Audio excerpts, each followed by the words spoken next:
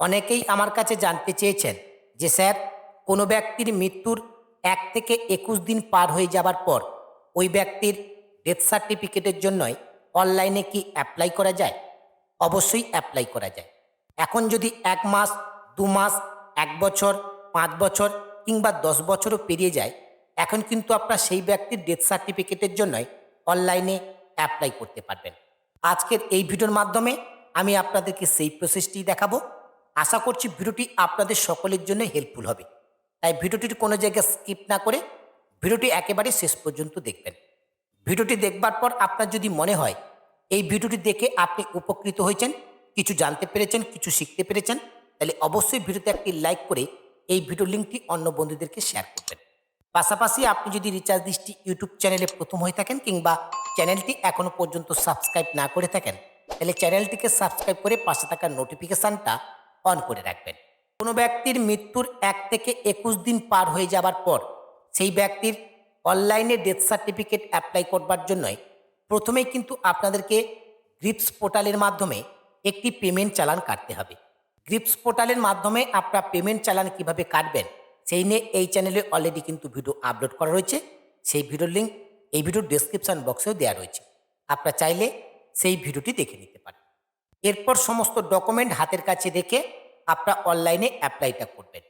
মৃত্যুর 1 থেকে 21 দিন পার হয়ে যাবার পর আপনারা কিন্তু সরাসরি ডেথ সার্টিফিকেটের জন্য অ্যাপ্লাই করতে পারবেন না।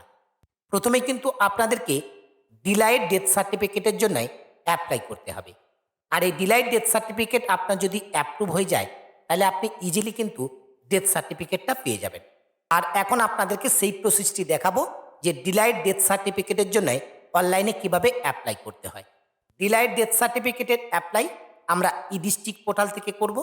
তাই সর্বপ্রথম আপনারা ই ডিস্ট্রিক্ট পোর্টালটা নিজেদের ইউজার আইডি এবং পাসওয়ার্ড দিয়ে লগ ইন করে নেবেন। পোর্টালটাকে লগ ইন করবার সঙ্গে সঙ্গে আপনাদের সামনে এরকম ড্যাশবোর্ড ওপেন হবে। বাম পাশের দিকে যে 3 ডট অপশান রয়েছে, এই 3 ডট মেনুতে ক্লিক করবেন। নিচের দিকে সার্ভিস, এই অপশানটির উপরে ক্লিক করবেন। নেক্সট পেজ আপনাদের সামনে ওপেন হবে। ডান পাশের দিকে দেখুন সার্টিফিকেট বলে একটি অপশান রয়েছে, এই অপশানটির উপরে ক্লিক করবেন।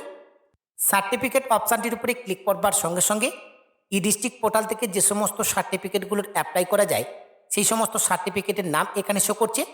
একেবারে শেষে দেখুন permission for delayed registration of death, এই অপশানটির উপরে ক্লিক করবেন।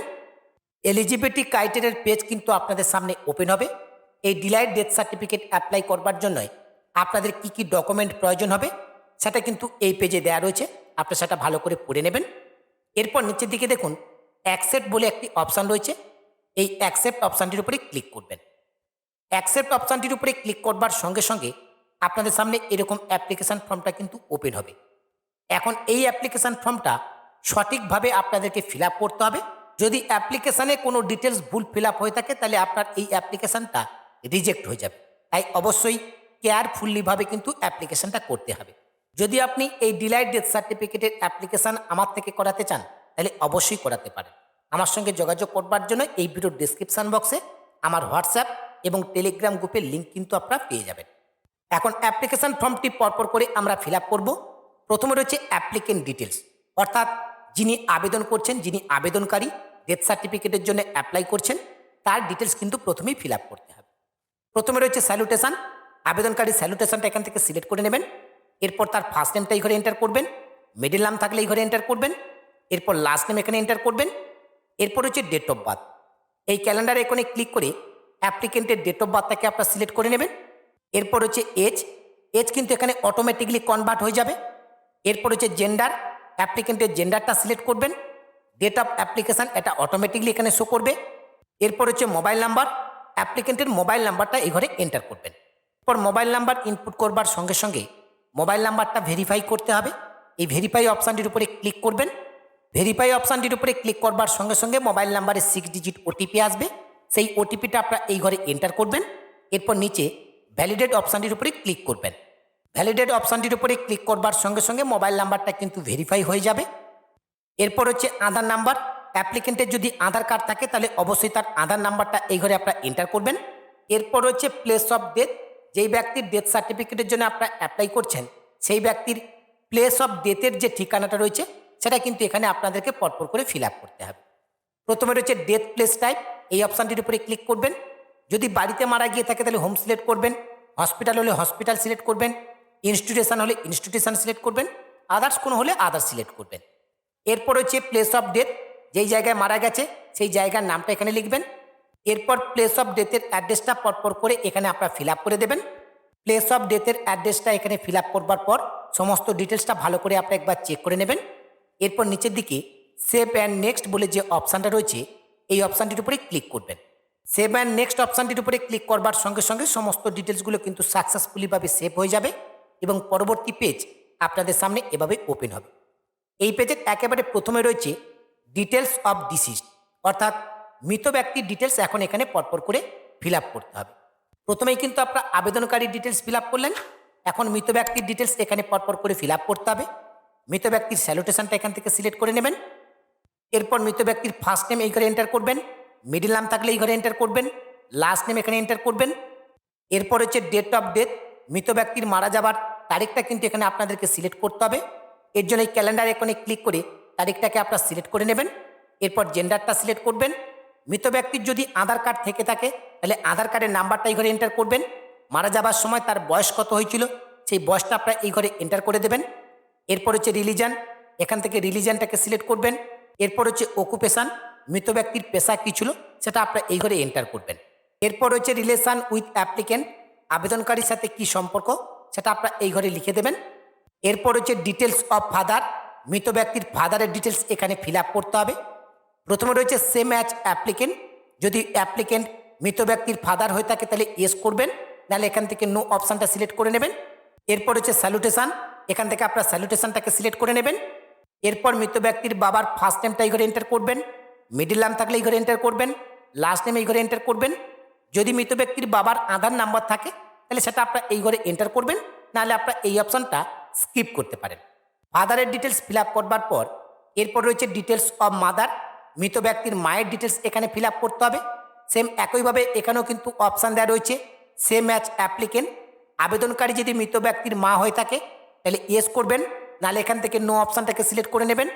এরপর মৃত ব্যক্তির মায়ের স্যালুটেশনটা এখান থেকে সিলেক্ট করবেন। এরপর মৃত ব্যক্তির মায়ের ফার্স্ট নেমটা এই ঘরে এন্টার করবেন, মিডিল নামটা এই ঘরে এন্টার করবেন, লাস্ট নেমটা এই ঘরে এন্টার করবেন। যদি আধার নাম্বার জানা থাকে তাহলে সেটাকে আপনারা এই ঘরে এন্টার করে দেবেন। এরপর হচ্ছে ডিটেলস অফ পাউস, মৃত ব্যক্তির পাউসের ডিটেলস এখানে ফিল আপ করতে হবে। যদি মৃত ব্যক্তি বিবাহিত না হয়ে থাকে তাহলে এই অপশানটা আপনারা স্কিপ করতে পারেন, আর যদি বিবাহিত হয়ে থাকে তাহলে মৃত ব্যক্তির পাউসের ডিটেলস আপনারা এখানে ফিল আপ করে দেবেন। এখানেও সেম একইভাবে কিন্তু দেওয়া হয়েছে সেম অ্যাজ অ্যাপ্লিকেন্ট, এই অপশানটির উপরে ক্লিক করবেন। আবেদনকারী যদি মৃত ব্যক্তির পাউস হয়ে থাকে তাহলে ইয়েস করবেন, নাহলে এখান থেকে নো অপশানটা সিলেক্ট করবেন। এরপর পাউসের স্যালুটেশনটা এখান থেকে সিলেক্ট করে নেবেন। এরপর মৃত ব্যক্তির পাউসের ফার্স্ট নেমটা এই ঘরে এন্টার করবেন, মিডিল নামটা এই ঘরে এন্টার করবেন, লাস্ট নেমটা এই ঘরে এন্টার করবেন, এবং যদি আধার নাম্বার জানা থাকে আধার নাম্বারটা এই ঘরে এন্টার করবেন। সমস্ত ডিটেলস ফিল আপ করবার পর নিচের দিকে যে সেভ অ্যান্ড নেক্সট অপশান রয়েছে এই অপশানটির উপরে ক্লিক করবেন। সেভ অ্যান্ড নেক্সট অপশানের উপরে ক্লিক করবার সঙ্গে সঙ্গে পরবর্তী পেজ আপনাদের সামনে ওপেন হবে। পরবর্তী পেজের একেবারে প্রথমে রয়েছে পার্মানেন্ট অ্যাড্রেস অফ ডিসিজড, মৃত ব্যক্তির পার্মানেন্ট অ্যাড্রেস এখানে ফিল আপ করতে হবে।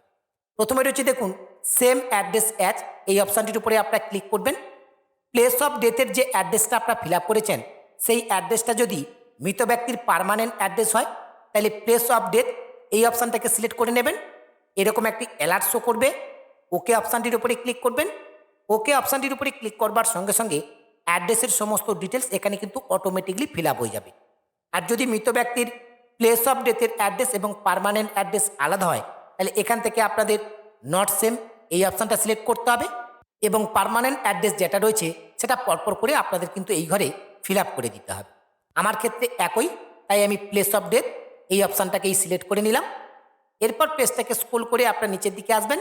দেখুন এরপর হচ্ছে প্রেজেন্ট অ্যাড্রেস, এখন কিন্তু প্রেজেন্ট অ্যাড্রেস আপনাদেরকে ফিল আপ করতে হবে। একইভাবে এখানে প্রথমে রয়েছে সেম অ্যাড্রেস অ্যাজ, এই অপশানটির উপরে ক্লিক করবেন।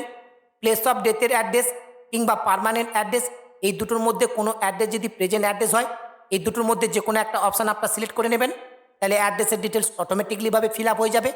যদি আলাদা হয়ে থাকে তাহলে নট সেম এই অপশানটাকে সিলেক্ট করে অ্যাড্রেসের সমস্ত ডিটেলস পরপর করে ফিল আপ করে দেবেন। আমার ক্ষেত্রে একই, তাই আমি প্রথম অপশানটাকে সিলেক্ট করে নিলাম। আমার প্রেজেন্ট অ্যাড্রেস এখানে কিন্তু অটোমেটিকলি ফিল আপ হয়ে গেছে। এরপরে রয়েছে দেখুন address of ডিসিজ at the time of death, অর্থাৎ মৃত ব্যক্তি মারা যাবার সময় তার অ্যাড্রেস কী ছিল সেটা কিন্তু আপনাদেরকে এখন এখানে ফিল আপ করতে হবে।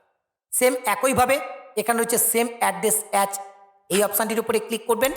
ওপরে যে তিনটে অ্যাড্রেস আপনারা ফিল আপ করেছেন, এই তিনটে অ্যাড্রেসের মধ্যে কোনো অ্যাড্রেস যদি মৃত ব্যক্তি মারা যাবার সময় অ্যাড্রেস হয়ে থাকে তাহলে সেটাকে সিলেক্ট করবেন, নাহলে নট সেম এই অপশানটাকে সিলেক্ট করে মৃত ব্যক্তির মারা যাবার সময় যে অ্যাড্রেসটা ছিল সেই অ্যাড্রেসটা পরপর করে ফিল আপ করে দেবেন। আমার ক্ষেত্রে একই, অর্থাৎ প্রত্যেকটি অ্যাড্রেস আমার ক্ষেত্রে একই রয়েছে, তাই আমি এখান থেকে যে কোনো একটা অপশান সিলেক্ট করে নিলাম।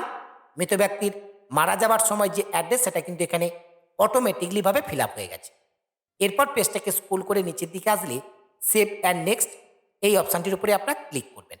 পরবর্তী পেজ আপনাদের সামনে ওপেন হবে।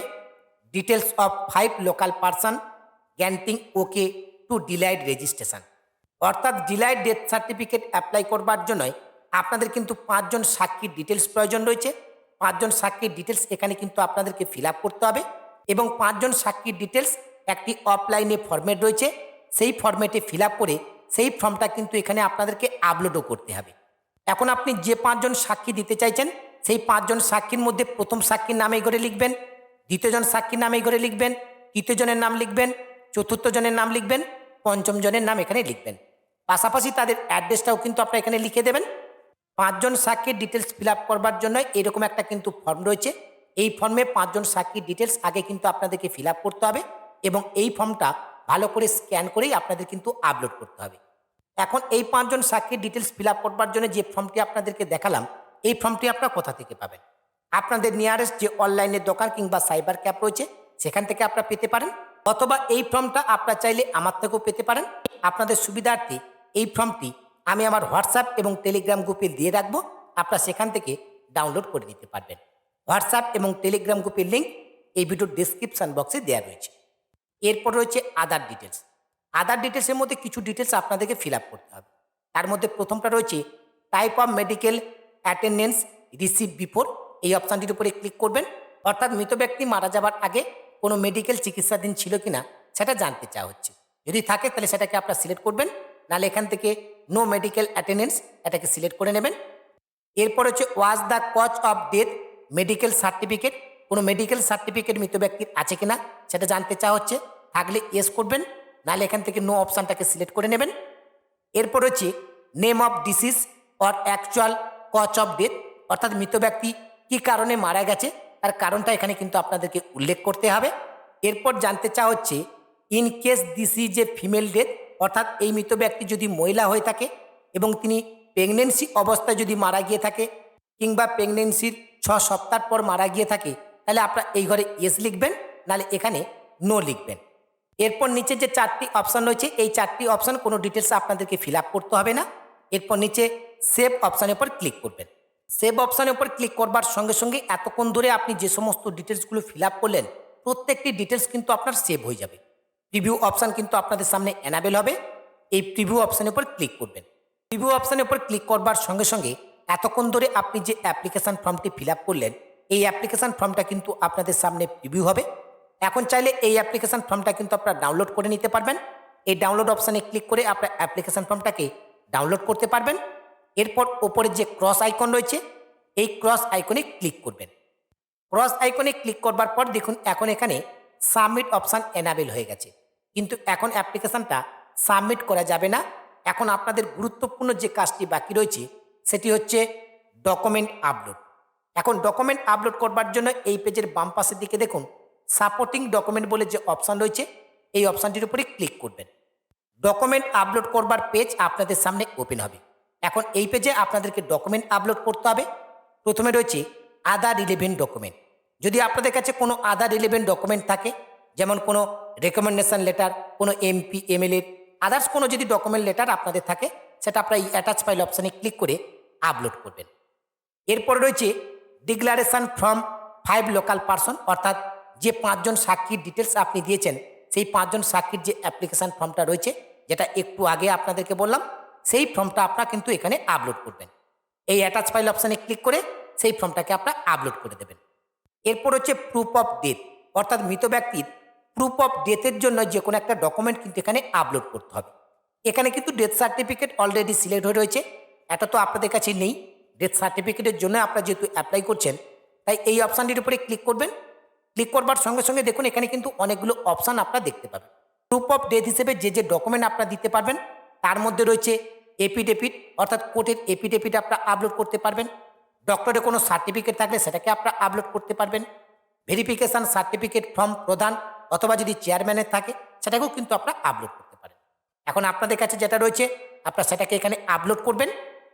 সমস্ত ডকুমেন্ট এখানে আপনারা সঠিকভাবে আপলোড করবেন। যে ডকুমেন্টের কথা আমি আপনাদেরকে জানালাম, আবারও আপনাদেরকে জানিয়ে রাখি, সম্পূর্ণ প্রসেস আগে জেনে তারপরেই কিন্তু আপনারা অ্যাপ্লাই করবেন। কোনো ডিটেলস ভুল ফিল আপ আপনারা করবেন না, তাহলে সেক্ষেত্রে কিন্তু অ্যাপ্লিকেশানটা রিজেক্ট হয়ে যাবে। যদি আপনারা অ্যাপ্লিকেশান নিজেরা না করতে চান, আপনারা চাইলে কিন্তু অ্যাপ্লিকেশানটা আমার থেকেও করিয়ে নিতে পারেন। আমার সঙ্গে যোগাযোগ করবার জন্য এই ভিডিওর ডেসক্রিপশান বক্সে আমার হোয়াটসঅ্যাপ এবং টেলিগ্রাম গ্রুপের লিঙ্ক আপনারা পেয়ে যাবেন।